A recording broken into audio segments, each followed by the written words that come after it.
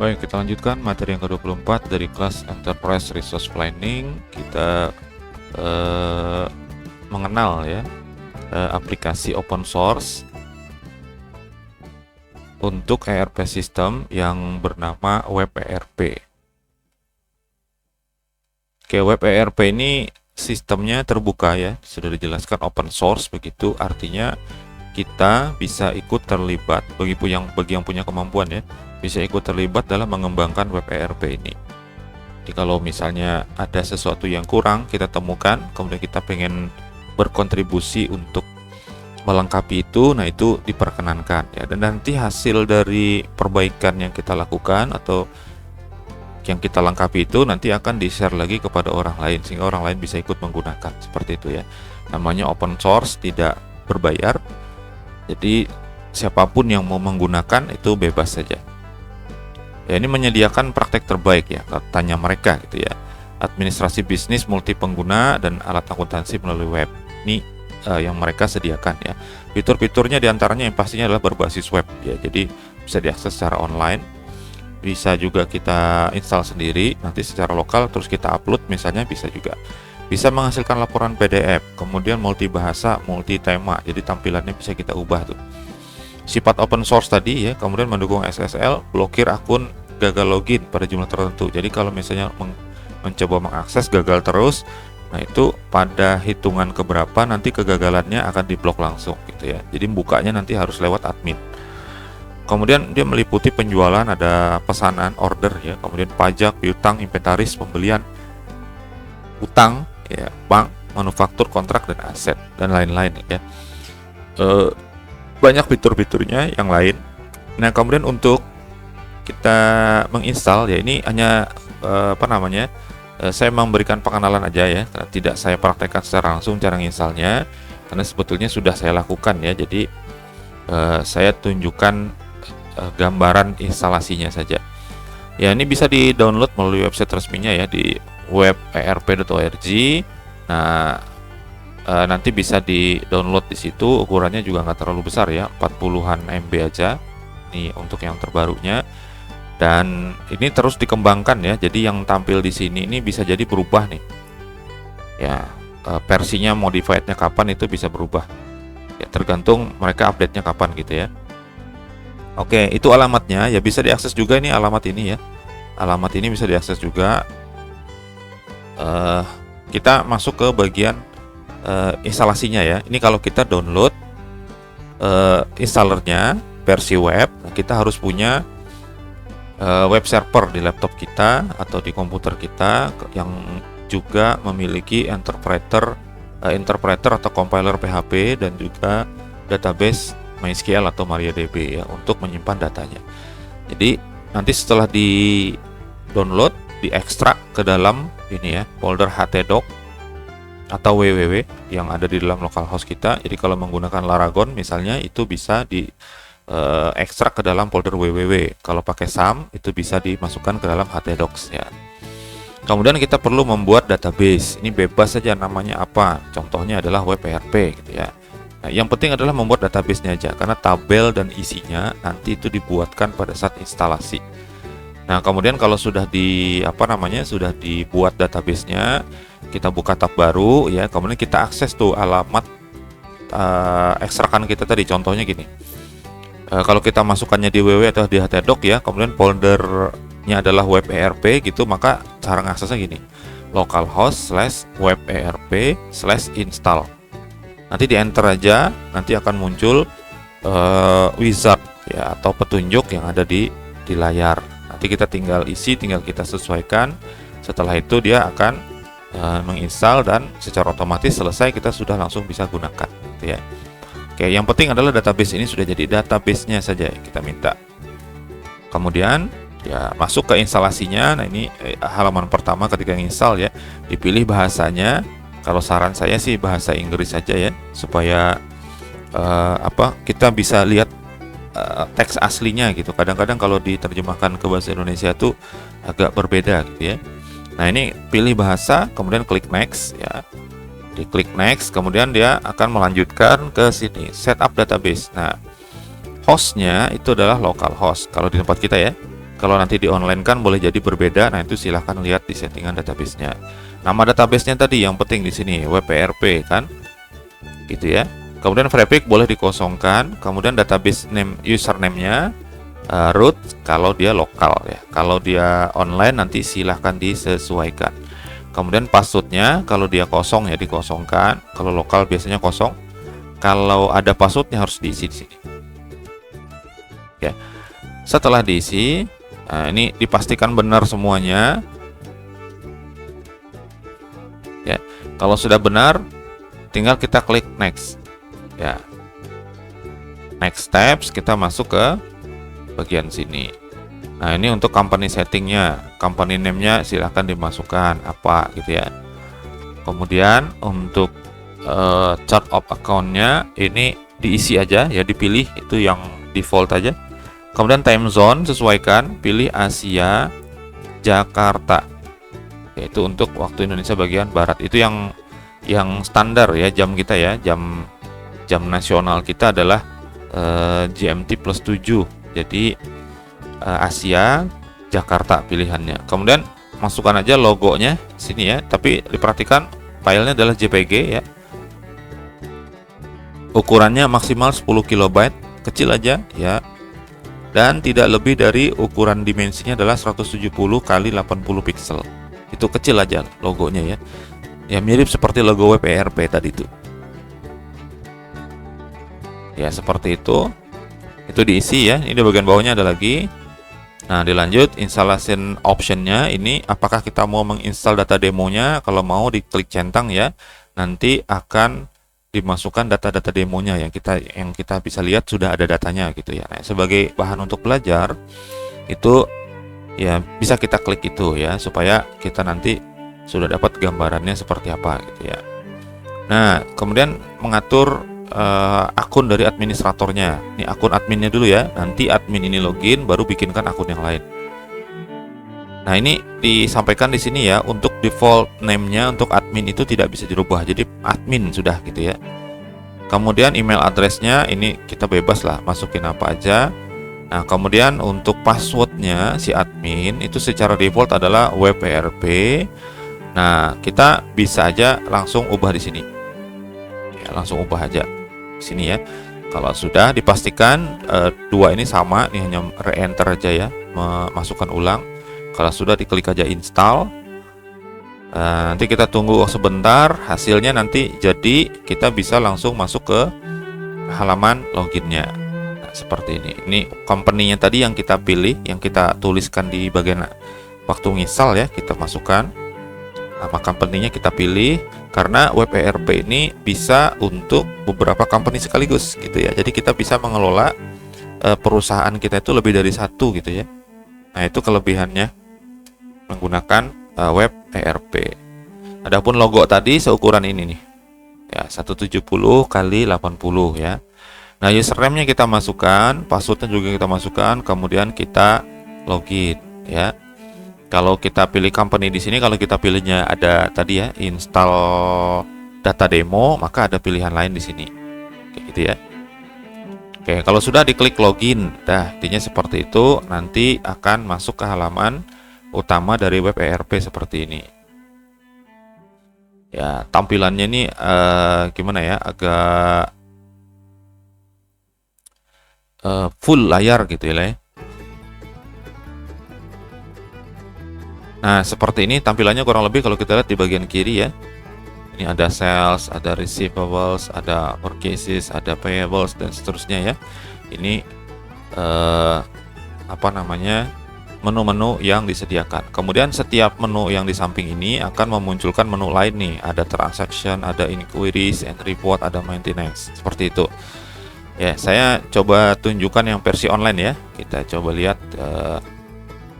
Ini adalah alamatnya tadi, WPRP, wprp.org ya.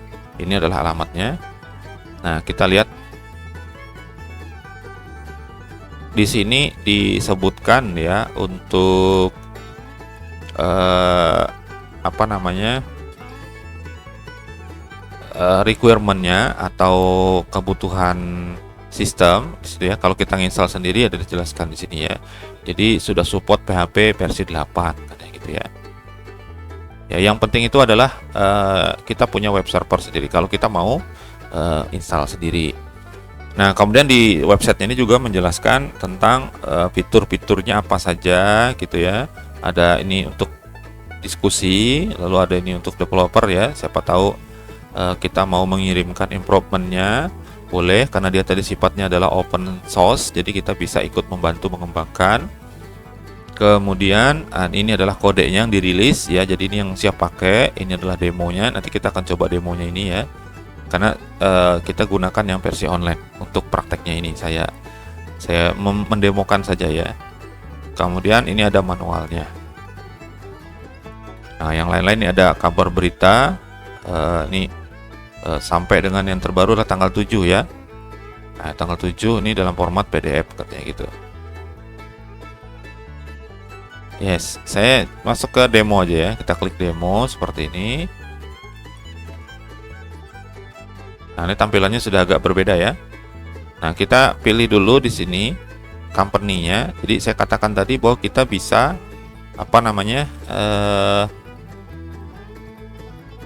mengelola lebih dari satu company atau perusahaan lebih ya. Nah, seperti ini kalau kita perhatikan ya, salah satu aja pilih ya. Kemudian username-nya perhatikan di sini, di bawah sini untuk contoh ya, demo ya. Loginnya adalah admin. Passwordnya adalah web ERP. Nah, seperti itu. Kalau sudah login aja.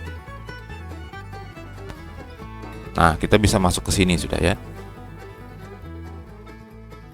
Nah, inilah tampilan awalnya. Kemudian saya full screen kan ya seperti ini ya. Nah, biar enak lihatnya. Nah, selanjutnya di sini nih ada tema yang bisa kita ubah ya. Nah, kita ganti gitu ya. Kita bisa pilih, kemudian nanti dia langsung load seperti itu. Nah, pakai Xenos misalnya gitu ya. Nah, pilih mana yang kira-kira sesuai dengan preferensi kita. Intinya seperti itu. Ya, ini tema saja ya. Oh, ini gagal sepertinya ya. Ini loadnya gagal nih.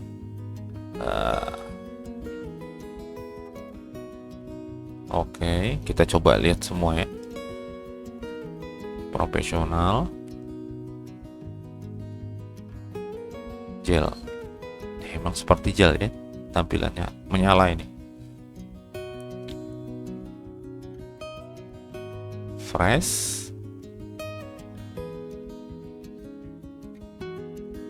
Fluid. Nah, menunya sebelah kanan ya, pindah ya. Kemudian default. Oke, seperti ini tampilannya default. Kalau tadi itu Aqua ya. Oke lah. Nah, kalau kita lihat di sini menunya ya, ada sales. Oh, kurang enak lihatnya. Profesional aja ya. Oke, seperti itulah ya. Nah, ada sales, ada receivable dan seterusnya. Ini adalah menu utamanya, main menunya di sini. Ya, kemudian sebagai contoh ya, kita masuk ke menu setup seperti ini. Nah, di sini kita bisa set ya company preferences. Nah, ini nama company-nya apa gitu ya, nomor teleponnya, kemudian tax-nya, pajak ya. Terus alamat, telepon number, alamat email dan seterusnya. Ini bisa kita set semuanya. Sayangnya di sini ya untuk home currency itu belum ada yang IDR ya, Indonesian rupiah itu belum ada. Nanti bisa di set di sini semuanya. Nah, kalau sudah nanti tinggal update saja. Ini ada pesannya sudah gitu ya. Oke, sekarang balik ke home. Nah, seperti ini. Nah, ada sistem parameter dan sebagainya ya. Kemudian ini ada macam-macam nih. Ini setupnya nih, ada receivable payable setup. Jadi di setup dulu semuanya sebelum kita menggunakan. Kemudian di sini ada inventory gitu ya. Kemudian ada dashboard configuration. Nah, sebelum ke dashboard configuration kita klik dulu yang ini nih, menu atas nih. Ini show dashboard. Nah, ini adalah summary dari ringkasan-ringkasan gitu ya dari data di sistem kita seperti itu. Nah, ini bisa kelihatan ini order summary, ringkasan order total penjualan, ya sekian ini jumlahnya gitu ya. Nah, kemudian purchase ordernya yang kita beli berapa, ini penjualan dari kita, ini kalau kita beli berapa. Nah, total outstandingnya adalah berapa, tinggal dikurangin aja gitu ya. Nah, ini adalah yang aset kita gitu. Nah, terus di sini ada pembelian terakhir gitu. Yang ini bisa kita scroll seperti itu, yang harusnya nanti sesuai antara jumlah yang ada di sini dengan yang ada di sini gitu ya. Nah, seperti itu. Kemudian ini stok status ada di sini nih. Ya, ini macam-macam nih karena web ERP-nya dibuka demo ya, jadi orang bebas tuh memasukkan apa saja sehingga bisa terjadi sampai minus seperti ini ya. Karena mungkin dikurang-kurangin dan sebagainya. Oke. Nah, ini order dan seterusnya ya. Jadi macam-macam gitu ya. Bisa ditampilkan di sini dan ini bisa digunakan untuk eksekutif. Jadi eksekutif nanti bisa lihat itu, bisa mengambil keputusan gitu. Kemudian dashboard configuration, coba kita klik ya. Nah, seperti ini. Nah, ini pakai script ya. Jadi kita perlu memasukkan kayak gitu ya. Ini bisa edit, bisa di remove dan sebagainya. Ini hasil dari hasil dari uji coba orang-orang nih, macam-macam di sini isinya ya. Oke, kita hanya mengenal saja, membaca, melihat kayak gitu ya. Nah, kemudian kita kembali ke main menunya seperti ini. Ini ada sales ya. Bagian penjualan ada transaksi, ada ini query. Nah, di sini create contract, ada select contract dan sebagainya ya. Memang kita harus membaca manualnya dulu ya kalau kita pengen menggunakan ini. Tetapi yang pasti ini adalah yang legendaris, web ERP ini yang paling banyak digunakan, walaupun sekarang sudah banyak saingannya. Ya, ini untuk mencari kriterianya. Tinggal kita klik sini kalau memang sudah ada ya. Kalau tidak ada ya kita nggak akan bisa cari juga. Oke, lanjut ya. Di sini macam-macam ya. Ada print, price list dan seterusnya. Dengan catatan ya kita harus sudah masukkan terlebih dahulu ya. Nah, seperti ini macam-macam nih. Ya, ini orang-orang pada ngisi apa-apa kayak gitu ya. Nah, coba kita view price list. Harus pilih dulu ya. Pilih bahan baku. Ini dia dibukanya di tab baru ya. Saya tampilkan lagi deh. Nah, seperti ini.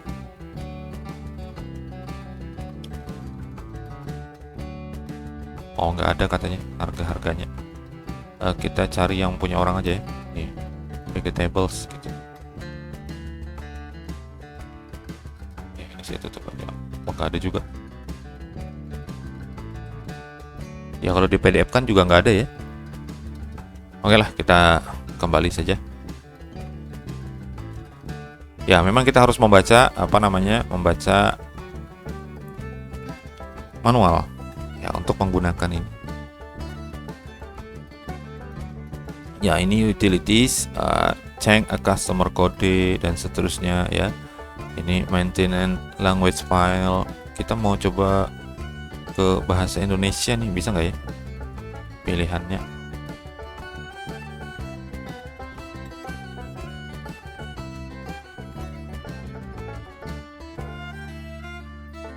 Ada kayaknya. Kalau yang dipilih tadi itu instalannya itu ya. Oke, ada general ledger. Ini buat akuntansi nih. Asset management ya. Add a new asset. Masukkan. Singkat, ini yang panjangnya, kemudian masuk kategori apa dia. Nah, seperti ini ya. Ini adalah untuk aset tetap. Nah, ini kan ada kategori ya. Ini add or modify aset kategori. Nah, ini kalau mau memasukkan lagi ya. Ini kan tes kategorinya ya. Deskripsinya. Ternyata cuma satu ya, nanti tinggal dimasukkan di sini. Ya, nanti kalau sudah dia bisa dipilih di sini. Oke, seperti itu. Ya, memang kalau mempelajari web ERP ini sangat banyak yang harus dikelola ya. Nah, sedangkan web ERP ini yang sifatnya open source sudah seperti ini banyaknya ya, apalagi kalau yang berbayar sistem ERP-nya. Oke, saya kira itu aja. Ini untuk pengenalan saja ya dari sistem ERP. Kalau kita sudah, kita bisa klik logout-nya ya.